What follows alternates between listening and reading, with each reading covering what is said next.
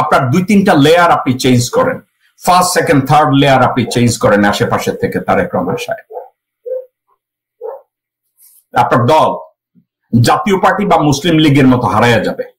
আমি চাপের মুখে দিয়েছি, যখন নিষ্পেষিত, আমার মহাসচিব তখন জেলে, আমার পার্টির চেয়ারপারসন তখন জেলে, আমার শত হাজারো নেতাকর্মী তখন জেলে, আমার লক্ষ লক্ষ নেতাকর্মী তখন মিথ্যা গায়েবী মামলায় আদালতের বারান্দায় ঘুরে বেড়াচ্ছে, জেলের ওদের পিছনে, দরজার পিছনে তারা অপেক্ষা করছে কখন তারা আবার বের হবে, আবার সংগ্রামে রাজপথে নেমে আসবে। সেই অবস্থার মধ্যে আমি সংস্কার প্রস্তাব দিয়েছি।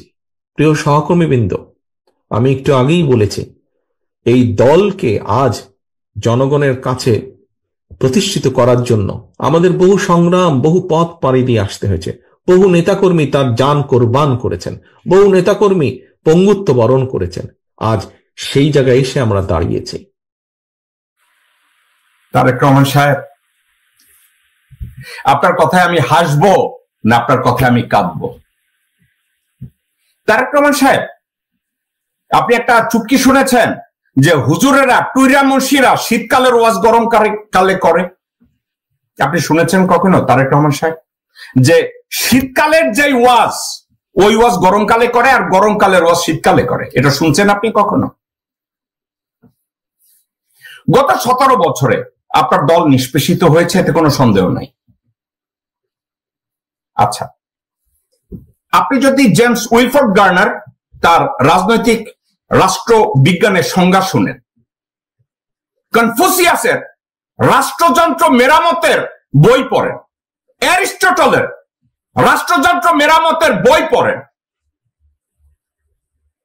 তারা একটা কথা বলেছে। কি বলছে তারেক রহমান সাহেব আপনি জানেন? আপনাকে আমি বলি, যখন ক্ষমতায় থাকবে তখন রিফর্ম এক্সিকিউট করো, প্রস্তাব করো, এক্সিকিউট করো, কারণ তুমি তখন সিস্টেম চালাচ্ছ। আপনাকে কেউ এটা শিখায় নাই? আপনার এই স্টেটমেন্টের সময় আপনার চারপাশে যে কতগুলা কুত্তা বসে আছে, তাই লাগিয়ে কেউ বটতলার উকিল, কেউ নিমতলার উকিল, কেউ টাট্টিখানার উকিল, এরা কেউ বলে নাই? আপনারা 3 বার গভর্নমেন্টে ছিলেন, তখন কেন রিফর্ম করেন নাই?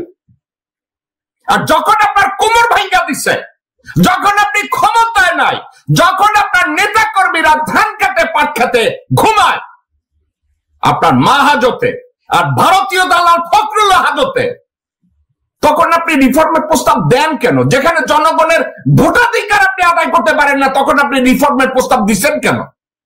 তাহলে কি শীতকালের ওয়াজ গরমকালে করা হয় নাই?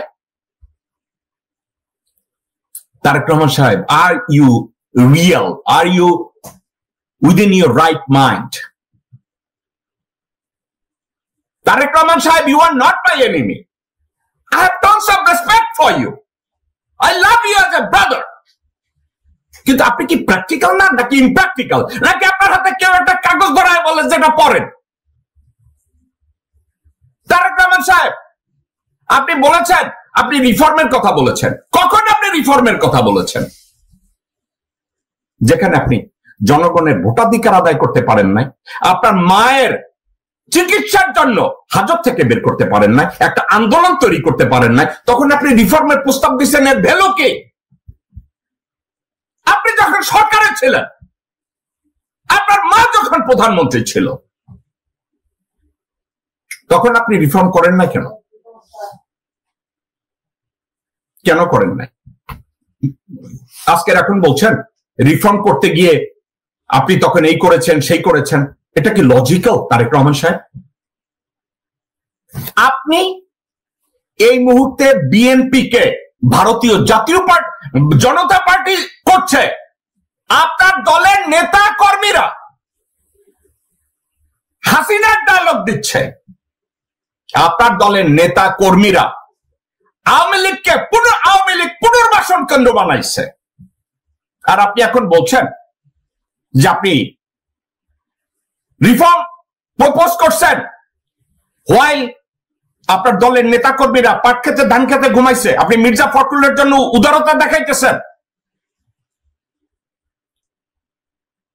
আপনি মির্জা ফখরুলের কথা শুনছেন, ইদানিং সে হাসিনার ডায়লগ দেয়,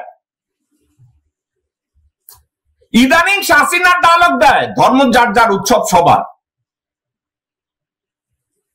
এবং আপনি যেই মহাসচিব, যেই বেটা আপনার বাবাকে বাংলাদেশের সবচেয়ে জনপ্রিয় রাষ্ট্রপ্রধান শহীদ রাষ্ট্রপতি জিয়াউর রহমান, এই মির্জা ফখরুল নামের কুলাঙ্গার, এই যোগী মির্জা ফখরুল কি বলে শুনেন আপনার বাবার সম্পর্কে। যে শহীদ প্রেসিডেন্ট জিয়াউর রহমানের মৃত্যু যদি 1981 সালের মে মাসে না হয়ে যদি 2015 সালে হতো, তাহলে এই বাংলাদেশের ভাগ্যে কি ঘটতো আমি জানি না। তবে সম্ভবত সেটা লাইবেরিয়া অথবা আফগানিস্তানের মতো একটা ব্যর্থ রাষ্ট্রে পরিণত হতো। আস্তাগফিরুল্লাহ, একটা ডায়াবলিক লাই, একটা মিথ্যাচারিতা আপনার বাবার সম্পর্কে, মিস ইনফরমেশন আপনার বাবার সম্পর্কে, মিসকোটেশন আপনার বাবার সম্পর্কে, অবিচার আপনার বাবা সম্পর্কে। আর আপনি বলছেন আপনার মহাসচিব তখন হাজতে ছিল, এই কুত্তার বাচ্চারা তখন গুলি করে মারা উচিত ছিল। হাসিনা অনেক উপকার করত এই কুত্তার বাচ্চাকে যদি গুলি করে মেরে ফেলতো। আর আপনি তখন রিফর্মের প্রস্তাব নিছেন কি কইরা?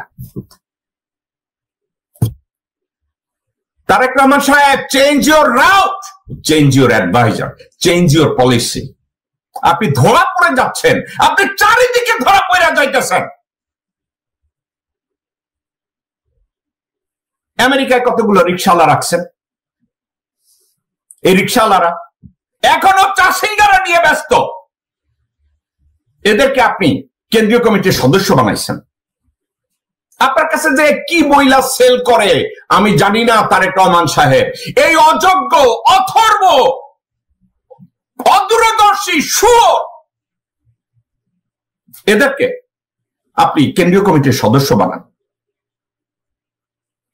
বটতলার কতগুলো বাল ছাল গরু ছাগল, ছাল নাই, পাছার ছাল নাই এমন কতগুলা কুত্তা গরু ছাগল বলদ, এদেরকে আপনি কেন্দ্রীয় কমিটির দায়িত্ব দেন, সদস্য বানান। আর চারপাশে বসায় রাখছেন কতগুলো খুনি, 2 পয়সার বাউছল, ভুয়া কতগুলো লোকজন। আরে ভাই, আপনার যদি চোর ডাকাত দরকার, বিশ্ব ডাকাত আপনার পাশে বসায় রাখেন, শেষে রাখেন কেন? আর আপনার কথাবার্তা, আপনার আমি বলছি আপনার স্পিচ রাইটার ভালো না, আমি ওরে চেঞ্জ করার কথা বলছি, সেই কবে থেকে আপনারা বলছি আপনার স্পিচ রাইটার ভালো না। আপনি কি কানে শোনেন না? নাকি আপনি কানে শোনেন না? চিমটি দেওয়ার জন্য হায়ার করে রাখছেন, যে হাসির সাবজেক্ট আসলে আপনার জন্য চিমটি দেয়, পরে আপনি চিমটি দিতে ভুলা গেছে, সবার হাসি যখন শেষ হয় তখন আপনার চিমটি দেয়, আপনি তখন হা হা করে হাসা উঠেন। আপনার মাথা ব্যথা ঠিক আছে? আপনি রিফর্মের যে কথাটা বলছেন, আপনাকে কেউ বলে নাই যে যেখানে বালুর ট্রাক আপনি সরাইতে পারেন না, মায়ের চিকিৎসা আপনি করাইতে পারেন না, আপনি কিসের উদাহরণ দিতেছেন? তারেক রহমান সাহেব, reform your inner circle, change your inner circle. আপনার 2-3টা লেয়ার আপনি চেঞ্জ করেন, ফার্স্ট, সেকেন্ড, থার্ড লেয়ার আপনি চেঞ্জ করেন আশেপাশে থেকে। তারেক রহমান সাহেব, আপনার দল জাতীয় পার্টি বা মুসলিম লীগের মতো হারাইয়া যাবে। ভারতের প্ল্যান হচ্ছে জিয়াউর রহমানের নামকে ইতিহাস থেকে মুছে ফেলা। তারা এই কাজটা সূক্ষ্মভাবে করে যাচ্ছে এবং আপনি তাদের পাতা ফাঁদে আপনি পা দিচ্ছেন। ঠিক আছে? তাদের পাতা ফাঁদে আপনি পা দিচ্ছেন, কন্টিনিউয়াসলি আপনি তাদের পাতা ফাঁদে আপনি পা দিচ্ছেন।